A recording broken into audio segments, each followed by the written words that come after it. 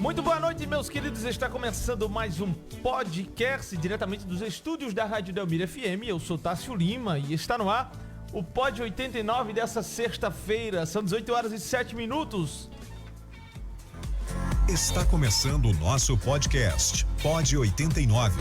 Conteúdo ativacional, princípio para uma vida melhor, propósitos, empreendedorismo, fé, tudo em um só lugar. Pod 89, na Delmiro FM. Podcast. Muito bem, o nosso Pod 89 de hoje conta com a participação, as nossas convidadas especiais de hoje para bater um papo com a gente é a nossa querida... Deixa eu ver se eu lembro a profissão dela. Psicopedagoga, especialista em... Daqui a pouco ela vai falar, porque se eu falar pode ser que eu erre do currículo dessa moça, que é a Samila Silva. Samila, tudo bem? Que honra recebê-la em nosso programa. Como é que você está? Tudo bem? Olá, tudo bem? Boa noite. Muito obrigada por esse convite. A gente que agradece. Só chegar um pouquinho mais perto do microfone. Se quiser puxar ele, pode puxar também. Fique à vontade. Você está no Pod 89... o podcast da Rádio Delmiro, que é o podcast que mais deixa os nossos ouvintes à vontade. É o Pod 89. E também ao lado dela, convidada de hoje também, a nossa querida, deixa eu ver se eu vou lembrar o nome, Andréia Lisboa. Acertei? Tá vendo? Um ponto pra mim, acertei. Eu tenho um probleminha muito grande de memória, viu, Samila? Não sei se você pode me ajudar com isso depois. Se você puder, eu te agradeço. Ajudo sim. E eu agradeço. Olha, e as nossas convidadas de hoje, a Samila Silva e a Andréia Lisboa, a gente vai bater um papo sobre o autismo.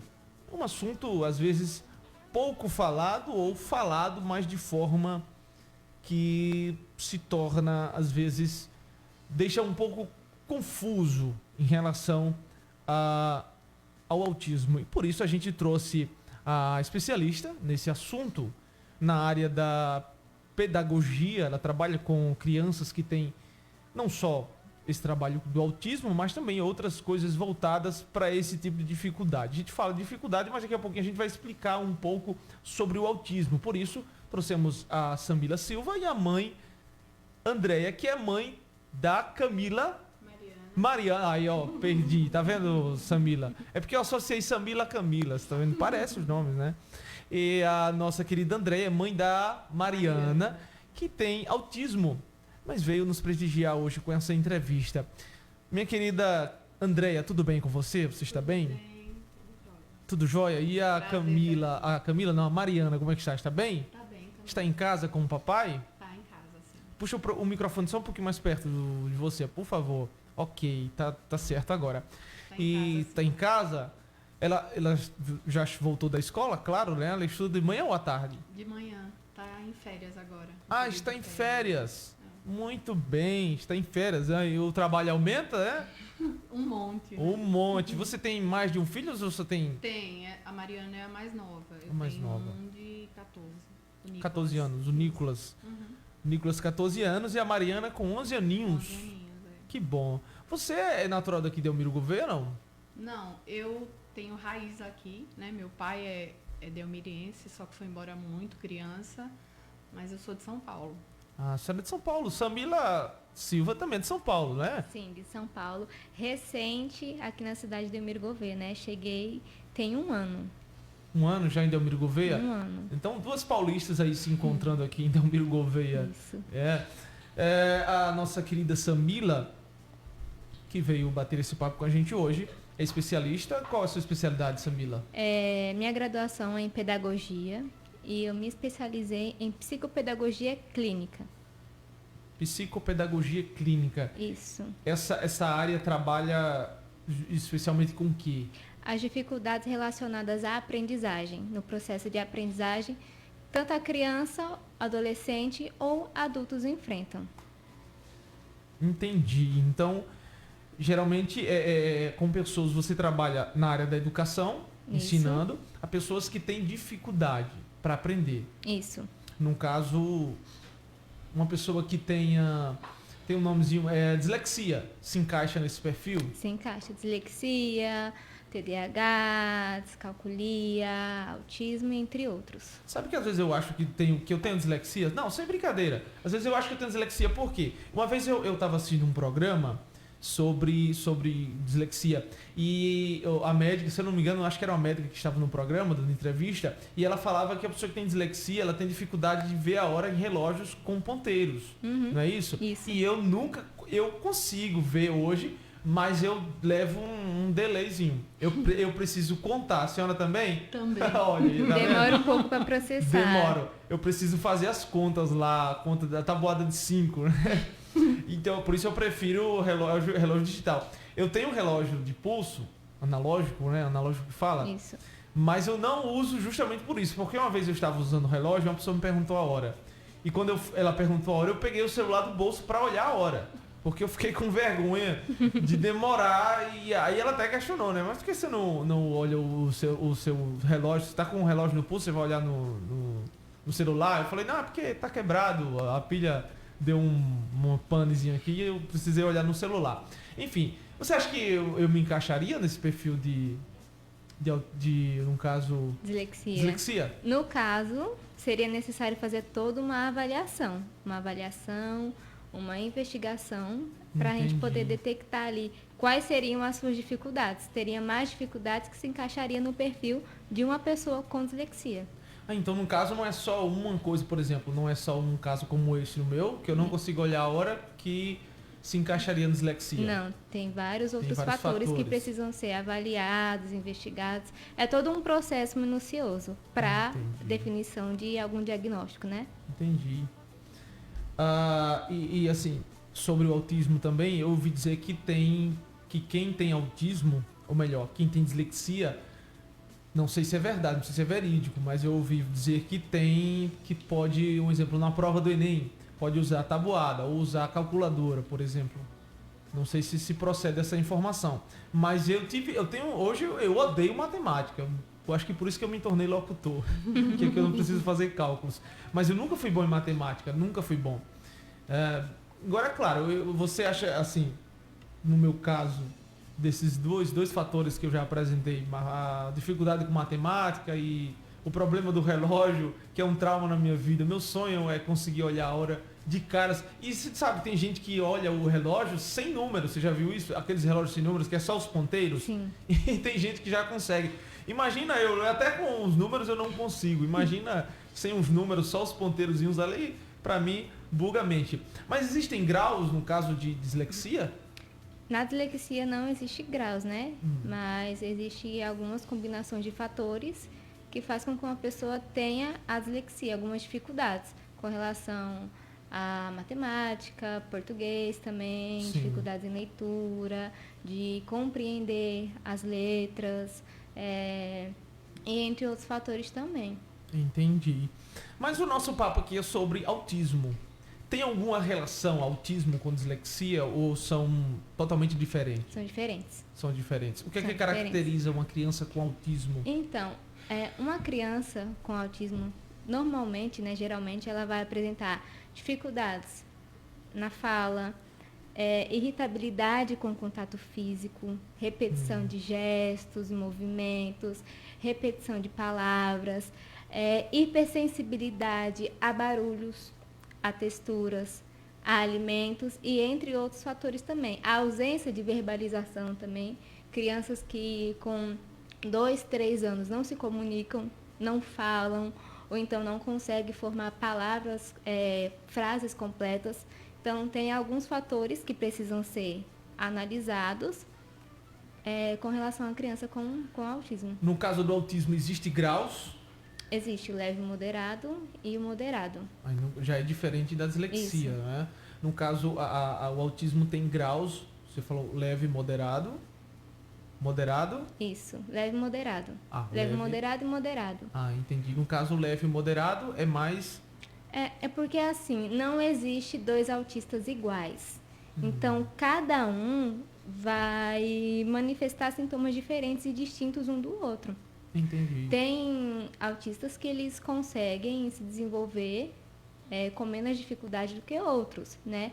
Tem uns que desenvolvem um QI mais elevado, tem outros que já tem aquela questão da agressividade, ele se automachuca, irritabilidade em excesso. Então, o autismo ele vai se manifestar de forma diferente em cada pessoa. Entendi. E com quantos anos, mais ou menos? Qual a idade que dá para descobrir que a criança tem autismo? Até 3 anos já dá para ter um diagnóstico completo de autismo. A gente está aqui também com a presença da Andrea Lisboa, que é mãe da Mariana e tem autismo. Com quantos anos, Andrea, a senhora descobriu que a sua filha tinha autismo? No caso da Mariana, foi uma situação muito diferente do comum, assim, do Sim. que costuma acontecer, do Como corriqueiro, foi? né? Ela quando entrou, ela tem 11 anos e foi recente, nesse ano. Ela entrou na puberdade, né? No iniciozinho da puberdade, e aí ela começou a se bagunçar. A única coisa que me fazia assim pensar que a Mari era autista era andar na ponta do pé. Mais nada. E assim, era irritada, mas a gente costuma pensar que é um fator assim, personalidade, que é alguma outra coisa. Mas eu nunca imaginei. Aí a gente foi fazer uma investigação para TDAH. Aí eu descobri que meu filho tinha TDAH, que eu tinha e ela também. E aí nesse movimento de descobrir o TDAH, foi que a gente descobriu o autismo também. Entendi. A senhora falou sobre ela andar na ponta dos pés. Uhum. Esse fato, esse comportamento de andar na ponta dos pés foi desde os primeiros passos dela como criança? Não, interessante que não também. Ah, não. Ela Começou a aprender a andar normal. Ela andava normal, não atrasou a fala, não atrasou, que é uma coisa muito presente, né? Atrasa a fala, demora a andar. Ela falou no tempo certo, ela andou no tempo certo e andava normal, assim, não, normal que eu digo, não gosto nem de falar essa palavra, que não existe normal, exatamente, né? A gente sempre fala que não existe um padrão. Não é? Mas é o que geralmente acontece, né? Então, aí, uma certa idade, acho que com 3, 4 anos, ela começou a andar na ponta do pé. Entendi. E aí eu achava que não era, ela imitava uma prima e fiquei com isso na cabeça. O tempo passou e ela sem déficit nenhum cognitivo, né? Assim, não tinha dificuldade de aprendizagem e tal. Aí quando foi agora, foi que a gente entendeu. Quando ela entrou na puberdade, ela começou a me dar, assim, a ter um pouco de dificuldade na escola. Sim. E a questão da socialização, ela começou a ter dificuldade de se relacionar. Aí eu comecei a perceber que tinha alguma coisa que não estava encaixando. E aí quando a gente foi pesquisar o TDAH, aí descobriu. Entendi. Samila, sobre o caso da Mariana, tem um grau, no caso da Mariana tem um grau, você consegue só por este depoimento, apesar de que você trabalha com ela, né? Você acompanha ela no estudo, no caso você dá aula particular também para as pessoas com dificuldade, né? No caso. Exatamente. Porque assim, de acordo com o relato dela, o comportamento dela foi um pouco mais demorou mais para ela apresentar os comportamentos diferentes, que a gente não fala, diferente nem estranho, mas comportamentos incomuns, vamos dizer assim. Dá para você dizer mais ou menos o grau? Assim, Mari a gente pode considerar um nível leve de autismo, né? Porque ela não apresenta, assim, tantas dificuldades e tantos sintomas. E, assim, acontece do diagnóstico também ser descoberto assim com a criança um pouco maior. Porque existem casos que a criança ela tem um autismo, mas como o André disse, ela anda no tempo certo, ela fala no tempo certo e com o passar do tempo ela vai indicando ali alguns sinais de que tem algo. Então, Os sinais de autismo podem sim já ser identificados em bebês, em crianças pequenas, mas também acontece isso, da criança ser um bebê que se desenvolve normalmente, no tempo correto, uma criança que ali até os seus 5, 6, 7 anos vai crescendo, se desenvolvendo, e com o passar do tempo ela vai apresentando ali alguns sinais, alguns sintomas do TEA, né? Que é transtorno do espectro autista. Entendi. E esse comportamento dela andar na ponta dos pés também se encaixaria como sintomas? Isso. Eu já vi crianças mais novas andando na ponta dos pés. E a gente até questionou a mãe, ela falou que era mania. Eu não sabia desse sintoma. E como foi que a senhora lidou com essa situação quando a senhora descobriu sobre a sua filha ter autismo? Como foi? Houve um impacto? A senhora conseguiu levar de boa e entender que a sua filha precisava de uma atenção maior? Assim, a gente dizer que não tem um impacto, na verdade tem, né? Sim. É impactante porque a gente se prepara, eu acho que 100% dos pais não espera nada que não seja o mais natural possível, mais normal, entre aspas, possível, porque a gente se preocupa com o futuro, com o desenvolvimento, com a vida para frente. Mas eu sou da saúde, isso é uma coisa que... Legal, não sabia. Qual a profissão da senhora? Eu sou enfermeira. A gente tem uma profissional da saúde que não sabia, você não me passou então me perdoe. Não, porque na verdade eu tô aqui como mãe dela, né? Tá, então, entendi. Apesar de eu ser da saúde, eu tô formada há muitos anos, estou formada há 25 anos. Na época, esse tempo, a gente não tinha muito essa... Até hoje, eu acho que as pessoas não têm muito esse olhar apurado para certos transtornos, né? Sem dúvida. Então, quando eu vi ela andar na ponta do pé, que eu pensava no autismo, eu disse, não, mas minha filha não tem nada de autista, né? É só isso, e não é. Eu acho que você, termina evitando pensar, porque não é uma coisa fácil de lidar. Então, quando veio o diagnóstico, eu fui pesquisar TDAH, porque ela é bastante hiperativa, assim, era mais até. Agora a gente está trabalhando. E aí, quando ela não dorme, várias coisinhas, assim, vários detalhes, quando veio autismo, eu tive aquele impacto, né? Nossa. E quando eu levei um tempo para amadurecer. E quando eu cheguei em casa, que eu conversei com meu marido, ele também achou que não era. Não, mas vai passar por avaliação, a gente vai ver, pode ser que não seja. Então, a princípio, ninguém achou que fosse, entendeu? E até hoje a gente lida bem. Eu conversei com ela nos primeiros momentos, a gente conversou com ela, para ela foi muito impactante. Mas aí a gente trabalhando essa questão de que, você entende o que você tem, tá vendo? Então, é um traço, é uma coisa leve, vai ser tranquilo. Mas ela começou a se conhecer a partir desse diagnóstico. Então, hoje ela entende que tem coisa que ela vê diferente das outras pessoas e tudo bem. E isso ela vai ter a oportunidade de crescer entendendo que ela é diferente, mas todos nós somos, né? Com certeza, sem dúvida. E vai ser uma potência na vida dela, porque ela consegue entender que ela vai desenvolver, que ela tem toda a capacidade. E Samila tenha ajudado ela, assim, infinitamente. Interessante um tópico, uma parte que a senhora falou, sobre a questão de explicar para ela que ela tem o autismo, que eu acredito que na maioria dos casos os pais tentam esconder.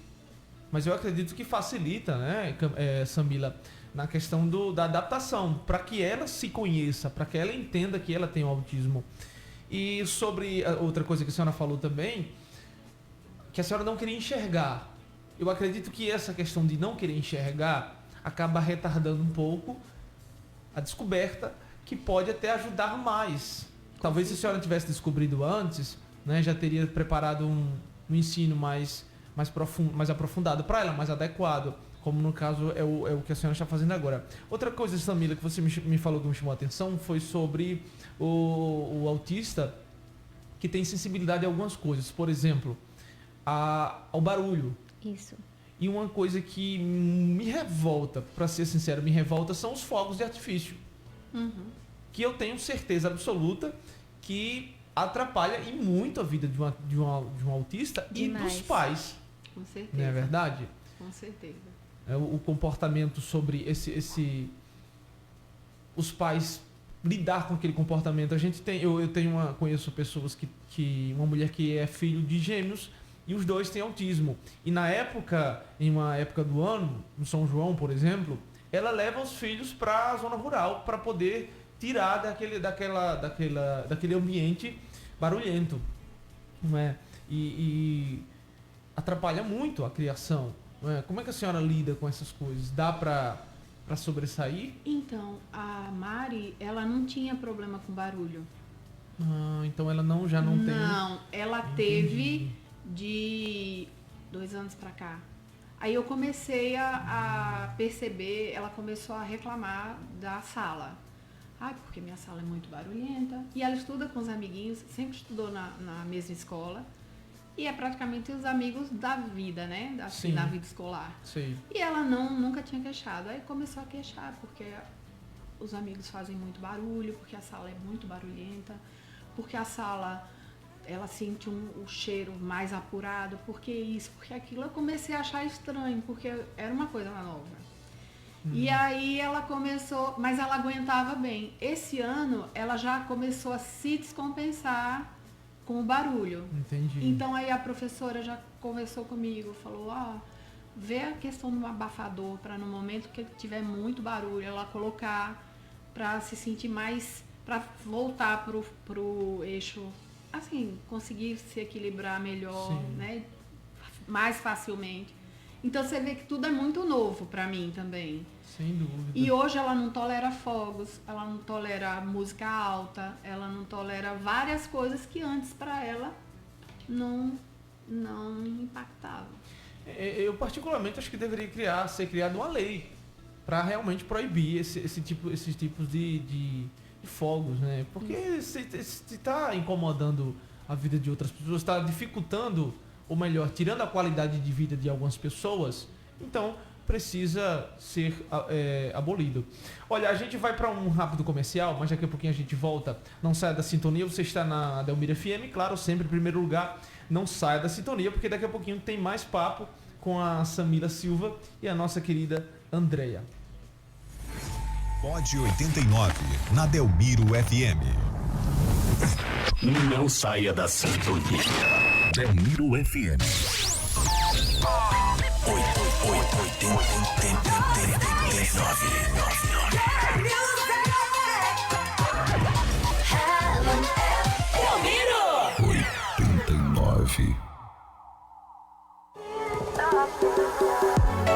Venha se presentear e garantir os presentes da família e amigos aqui no Shopping da Vila. Aqui você encontra a Emanuela Multimarcas, Mason Angel, Haute Lingerie, HD Imports, Infinity Presentes, Loja Ortobon, By Brasil Óticas e Ótica Paulo Afonso. Os horários de funcionamento do Shopping da Vila é de segunda a sábado, das 10 às 22 horas e aos domingos, das 12 às 22 horas. Shopping da Vila, a sua mais completa opção de consumo no coração de Delmiro Gouveia.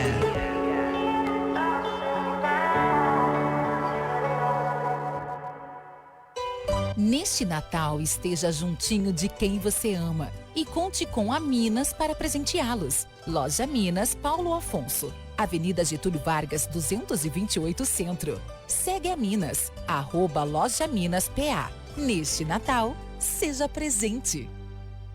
Quando você pensa em fazer um consórcio, você acha que é um bom negócio. E quando o consórcio tem selo de qualidade Topazio Toyota, você tem certeza. São hatches, sedãs, picapes, SUVs, diversos modelos com super condições. Dá pra comprar sem juros e sem entrada. Dá pra pagar em até 84 meses. Dá pra sair com troco na mão. Isso mesmo. Se você já tem um carro, a Topazio aceita o seu usado como lance. Aqui tem cashback. Aqui tem o plano perfeito pra você. Consórcio Topazio Toyota. É vantagem atrás de vantagem. Consulte condições. Juntos salvamos vidas.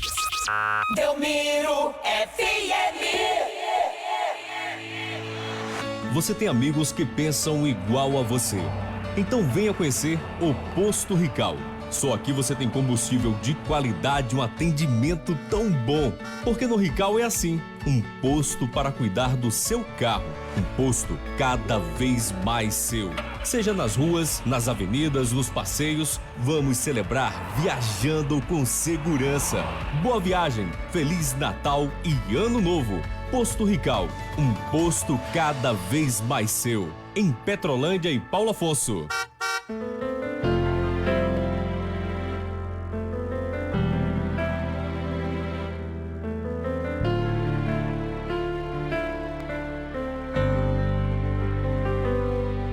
Seja bem-vindo ao ano novo, é hora de recomeçar. A esperança é um tesouro, sentimento puro pra nos renovar. É hora de pensar na vida, perdoar a quem mal te causou. Mente limpa, coração aberto, o amor é o caminho certo. Esqueça o que passou, passou. Vamos todos juntos, abrace seu amigo, aperte sua mão. Ame sua família, beije seu irmão. A cada ano novo, uma nova história. Agora vai, tenho certeza tudo vai mudar. Eu tenho fé em Deus, por isso vou lutar. Meu sonho de criança eu vou concretizar. Adeus ano velho, feliz ano novo. Muita sorte, saúde, alegria de sobra e dinheiro no bolso. Um Feliz Natal e um ano novo cheio de paz. A Delmiro FM lhe deseja um Feliz Natal e um próspero Ano Novo.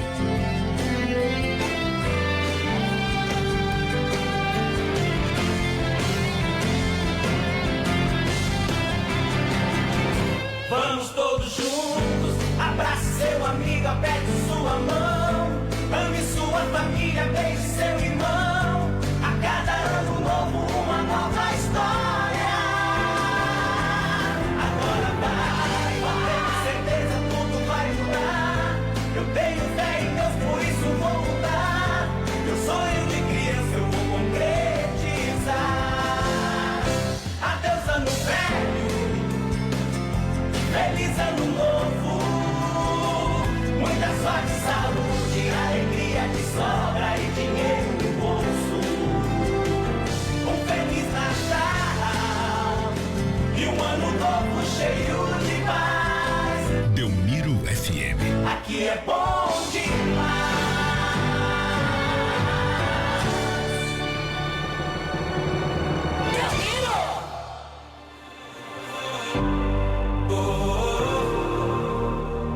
Aqui você tem qualidade e bom gosto.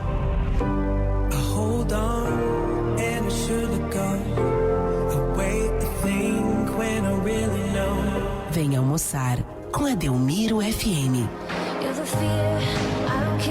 e desfrutar das melhores músicas do passado e da atualidade. Queria te telefonar, quem sabe te fazer lembrar de quando a gente era um do outro, então me liga. Levando o melhor do FMPB e da Soft Music. De segunda a sexta, do meio-dia às 14 horas. Seu horário de almoço com bom gosto e qualidade. Se a gente não fizesse tudo tão depressa. rap, MPB e soft music. Vem almoçar com a Delmiro FM.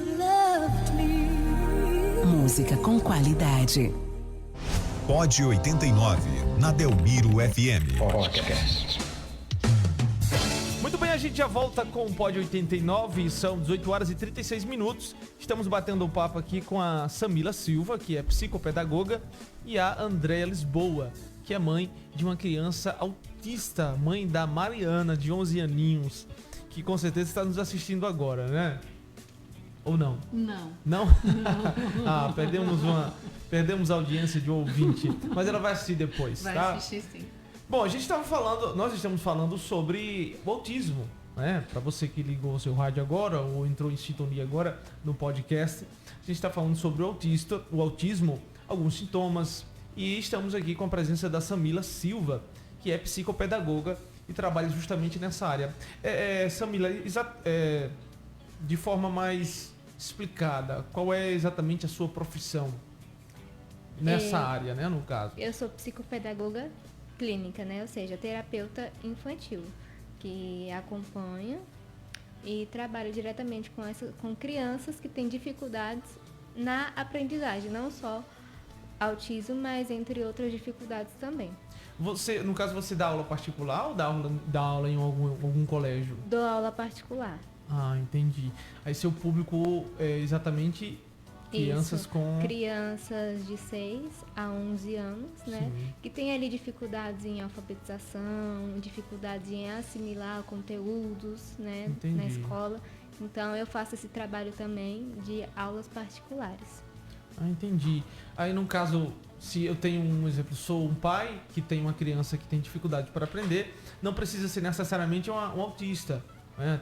Pode ser qualquer dificuldade. E a gente pode procurar e você vai trabalhar de forma mais profunda no ensinamento dessa criança, é isso? Exatamente. Entendi. Você quer deixar algum telefone para contato? Para caso alguém queira te procurar, você pode falar, pode ficar à vontade, viu, Samila? Sim.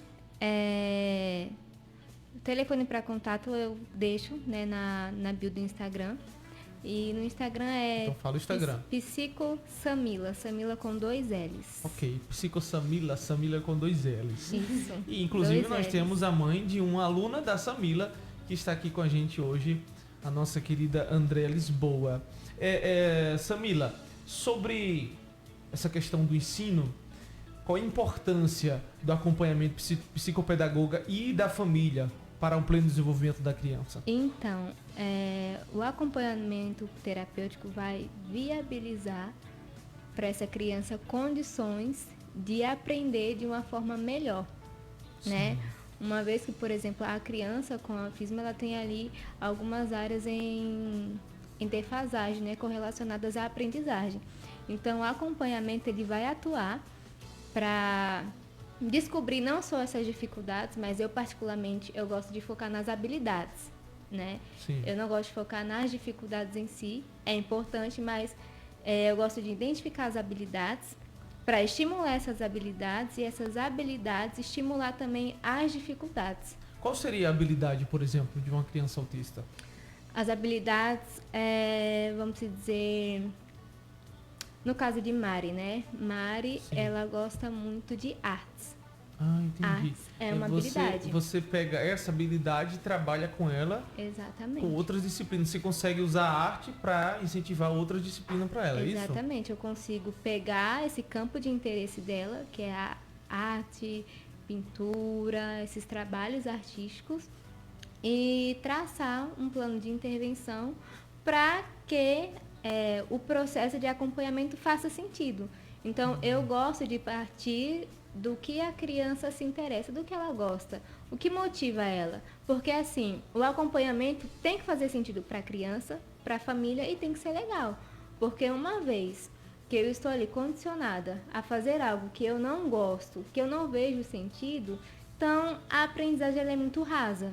E uma vez que a gente encontra sentido em algo, a aprendizagem ela se torna mais prazerosa e significativa. Tem que ter significado. Entendi, mas no caso o seu trabalho não exclui a necessidade de uma escola. A criança precisa permanecer na escola Sim. e fazer esse trabalho por fora. Sim, que é o chamado reforço escolar, né? É o reforço aí dessas habilidades e dificuldades. Mas no caso das aulas particulares e do acompanhamento clínico, são coisas completamente diferentes. Ah, entendi. Você também faz acompanhamento clínico? Sim. Aí são trabalhos diferentes, no caso. Não é necessariamente quem faz esforço tem um acompanhamento clínico. Isso. O esforço, no caso, o reforço, no caso, tem o objetivo de ensinar, de facilitar o aprendizado. Isso. E o acompanhamento clínico, qual é o objetivo? O reforço, ele vai focar nos conteúdos escolares. Sim. Né? Certo. Já o acompanhamento clínico, ele é algo mais profundo, porque é feita uma avaliação, uma investigação para detectar quais são essas dificuldades, as dificuldades que interferem a criança na aprendizagem. Aí, por meio da identificação dessas dificuldades, vai ser tratado um plano de intervenção. Sim. E eu gosto de chamar de plano de intervenção estimulante, porque tem que fazer sentido para a criança, para trabalhar essa questão dessas dificuldades e estimular essas áreas do cérebro. Olha, você falou sobre a questão da dificuldade no aprendizado, sobre a necessidade do interesse. Por exemplo, para você gostar daquilo, você tem que ter interesse. Olha, para você colocar em prática. Eu, particularmente, eu não gostava de estudar. Viu, André, a Lisboa? Eu não gostava de estudar. Eu ia para a escola PUS porque minha mãe mandava. Agora, claro, a parte que eu gostava e que me motivava aí era o quê? A hora da merenda.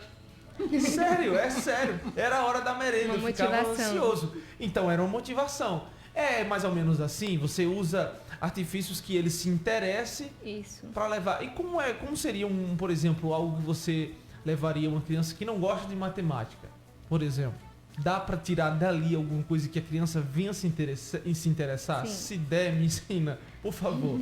Tem crianças que ela não vai se identificar ali em si com a matemática e vai ter dificuldades. Eu falo matemática porque é uma das matérias mais complicadas que tem, mais qualquer outra matéria. Entendi. Mas essa criança, ela às vezes tem dificuldade com o sistema de ensino. E quando você trabalha com ela de forma isolada, você percebe que o problema não está na matemática, está no sistema de ensino. Ou na professora ou professor. Mais ou menos isso. Você falou isso, me chamou a atenção, porque eu lembro da minha professora de matemática. Cara, eu sou traumatizado.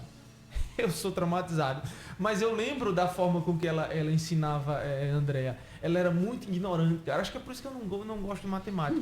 Agora você tá vendo? Depois dos meus 31 anos eu estou descobrindo o meu trauma.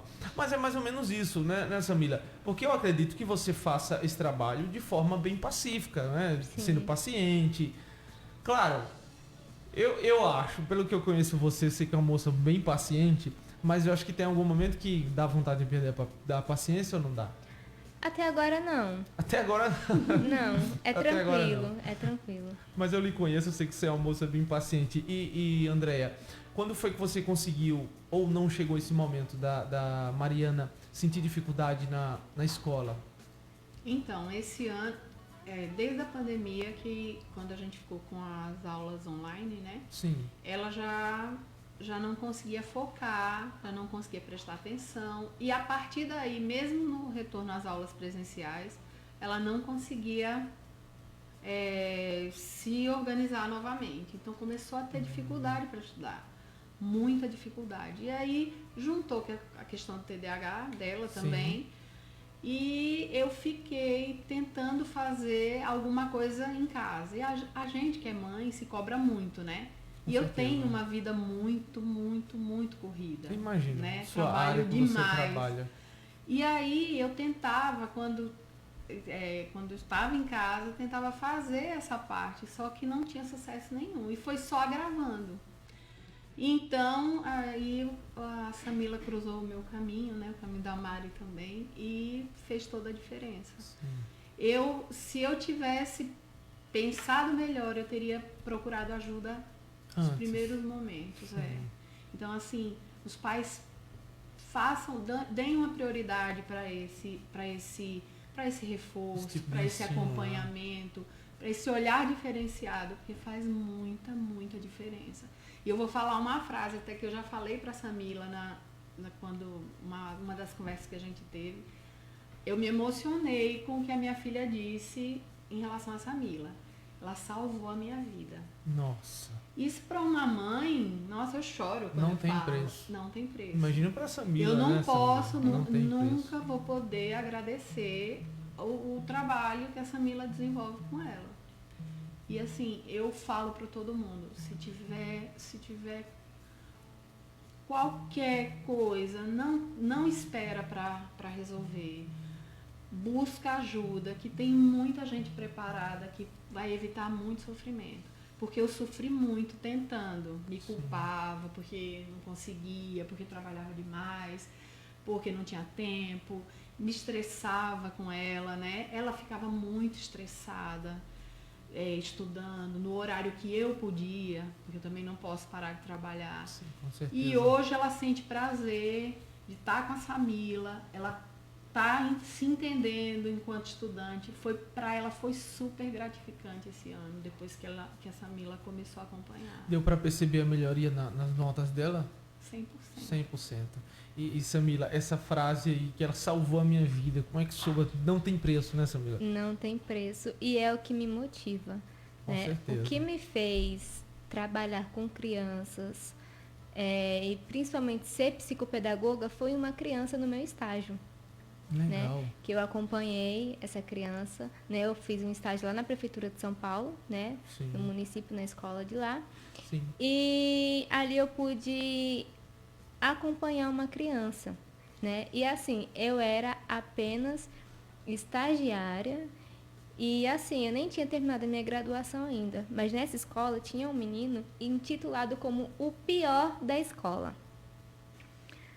E aquilo me chamou a atenção, porque o pior da escola, e de fato, ele era muito agitado, ele não conseguia se concentrar na sala, não ficava sentado, pedia para ir no banheiro, revirava a escola e aquilo me chamou a atenção. E eu fui atrás dos porquês, do porquê que aquela criança estava esboçando aquele comportamento. E ninguém olhava para ele naquela escola. E ali eu comecei a querer acompanhar mais de perto, a querer me aproximar daquela criança. E assim, tanto a professora dele na época foi super parceira e a gente conseguiu desenvolver um trabalho ali para mudar aqueles comportamentos e fazer com que ele viesse melhorar também academicamente na escola. Tanto que eu, né, por insistência minha, de indo atrás dos porquês, eu descobri a história de vida daquele menino. Um menino sem estrutura familiar, os pais com problemas de droga, ele tinha sofrido abuso sexual por outros meninos e entre outros fatores, que ali eu juntei uma coisa a outra, eu olhei para ele, analisei alguns comportamentos e eu comecei a entender o que estava acontecendo. E depois que eu descobri a história desse menino, e juntamente com a parceria com a professora dele, a gente conseguiu traçar estratégias para que ele melhorasse, tanto na questão do comportamento, tanto na questão dos conteúdos, né, ali da escola também, fortalecer esse lado emocional dele. E assim, foi o trabalho de 1 ano, mas que rendeu muito sucesso. Hoje ele é um rapaz, né? Tem os seus 14 anos, ele tinha 9 anos, eu era estagiária. E assim, isso me marcou. Eu falei assim, não, eu com posso... Com certeza, um evento que marcaria a vida de qualquer um, né? Eu posso ajudar essas crianças, né? Eu posso fazer um pouco por elas. E é o que eu busco fazer todos os dias, né? Mudar a vida das pessoas. Andréia, uma coisa que você falou sobre a questão da época da pandemia, né, que a senhora realmente percebeu a dificuldade dela. Eu acredito que o que atrapalhou também, o que o dificultou mais, no caso, a sua ausência. Porque eu acredito que na época da pandemia, como a senhora é enfermeira, se tornou mais ausente ainda em casa. Nessa época da pandemia, todo mundo da área de saúde trabalhou dobrado. Como foi para você associar a parte da dificuldade num hospital e quando chegar em casa também ter que dar assistência à filha? Na verdade, eu trabalhei no hospital em São Paulo. Trabalhava. Mas Na época da pandemia? Não. Ah, tá. Eu hoje trabalho na atenção básica, que é... eu hoje sim, coordeno a atenção né? básica, a questão das Sei. unidades de saúde, né? Mas a gente não deixou de trabalhar. Sem né? dúvida. E assim, uma situação totalmente nova, de morte, de fragilidade, de instabilidade, de não saber o que ia acontecer. Uma época que a gente chegava, ia trabalhar, entrava por trás em casa, tirava toda a roupa, tomava banho lá fora, e aquele cuidado, aquele estresse para não trazer a doença para dentro de casa e contaminar a família. Meu marido também, bancário, trabalhando, e eles ficaram sozinhos nessa situação. Nossa. Então eu chegava, ela estava dormindo com o notebook ligado, ela dormindo em cima do teclado. Ela tinha passado a aula toda e dormia. Eu já cheguei, ela tinha juntado 2 cadeiras, o notebook lá, a professora falando e ela dormindo. Então, para mim foi uma época terrível, por vários motivos. Eu acho que para todo mundo foi, né? Com certeza. Então, muito impactante. Para eles foi muito impactante, para os dois, para os meus 2 filhos. E a gente saiu dessa pandemia muito bagunçado. Então, meu filho que tem TDAH só, né?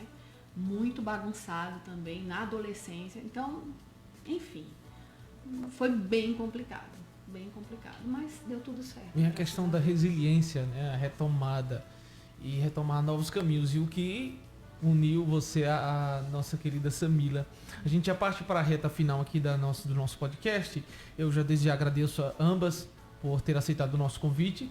E dizer que as portas estão abertas. A querida Andrea Lisboa, enfermeira, e a Samila Silva, que é psicopedagoga, trabalha com essa área de ensinar, né, crianças com dificuldade.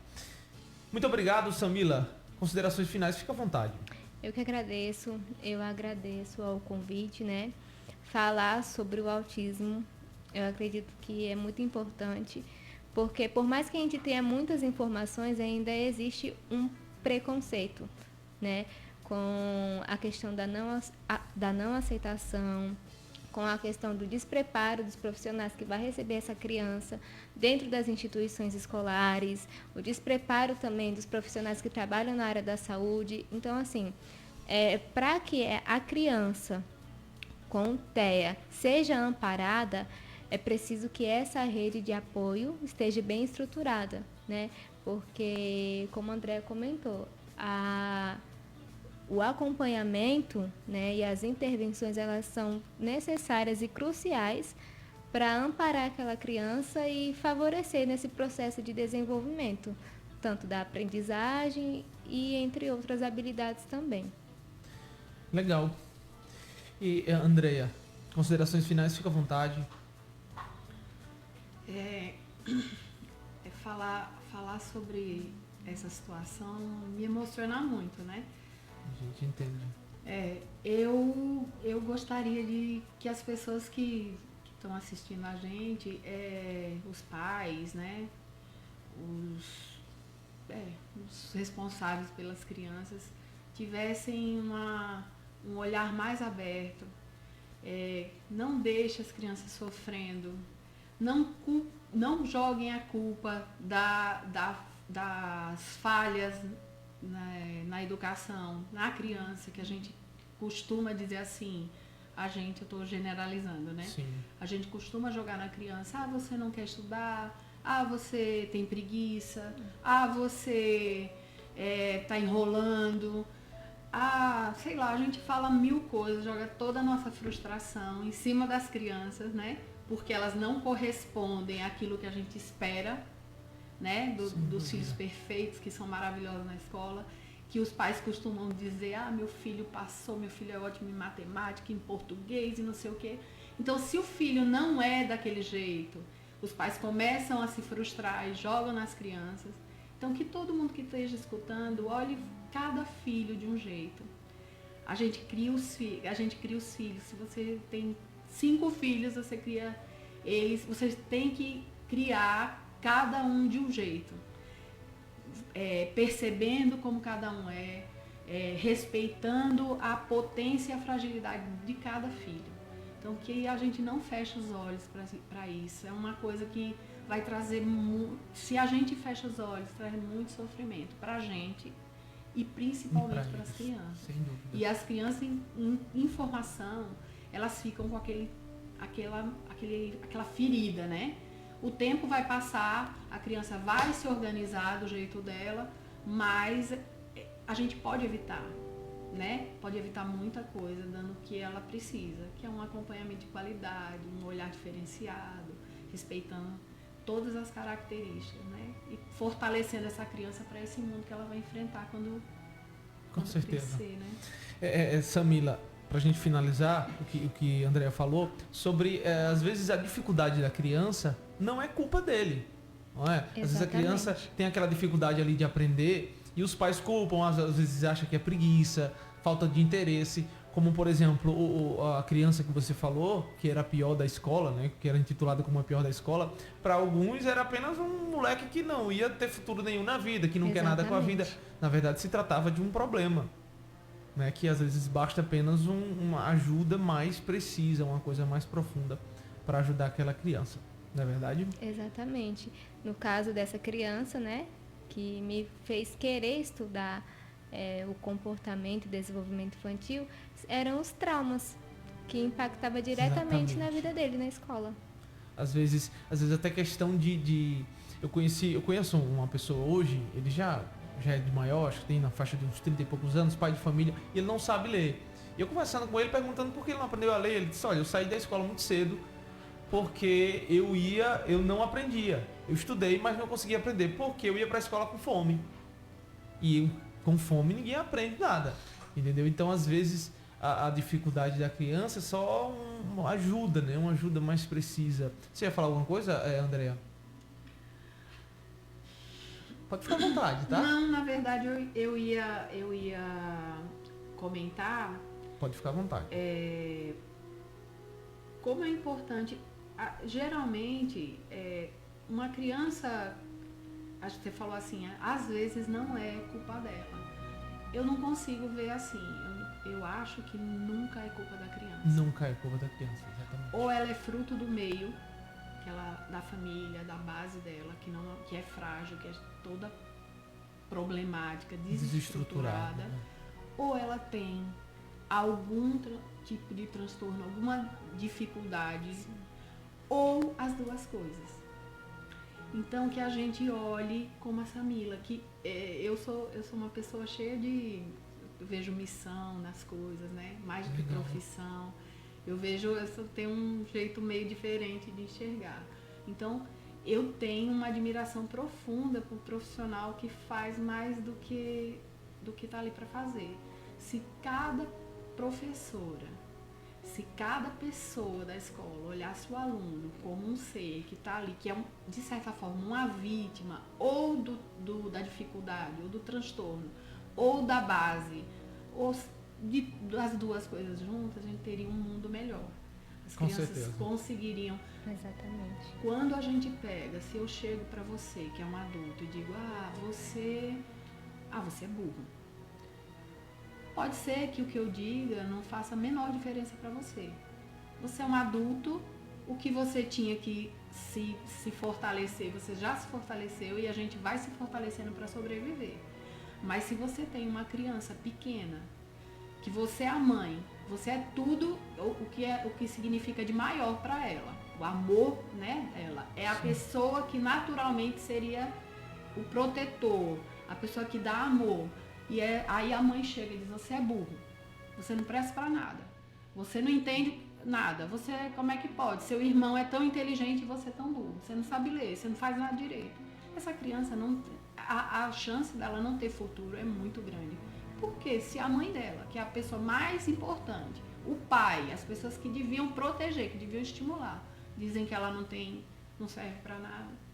Então isso que a Samila faz, essa história da Samila, dessa criança que ela acompanhou, é uma coisa que deveria ser um ponto de inspiração para quem trabalha com criança.